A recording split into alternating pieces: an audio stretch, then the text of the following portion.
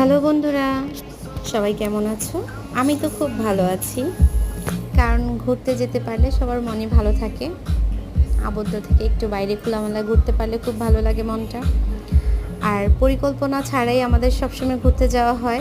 প্রত্যেকটা মানুষের লাইফে কোথাও না কোথাও যাওয়ার সময় আগে থেকে প্ল্যান প্রোগ্রাম করা থাকে।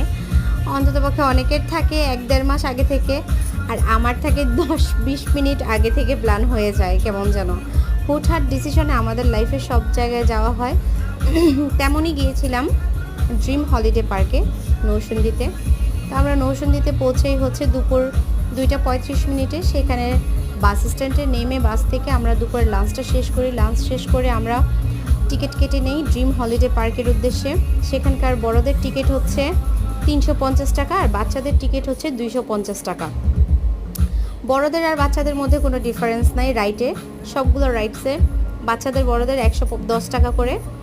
আর এই তো আমরা ভিতরে ঢুকে গেছি ড্রিম হলিডে পার্কে। আসলে পরিবেশটা অনেক খোলামেলা, অনেক সুন্দর আর ভালো লাগার মতো পরিবেশ। আর রাইডসগুলো তো অসাধারণ ছিল। দেখুন, আপনারা দেখলেই বুঝতে পারবেন, অনেকটাই ভালো লাগছিল। এটা হচ্ছে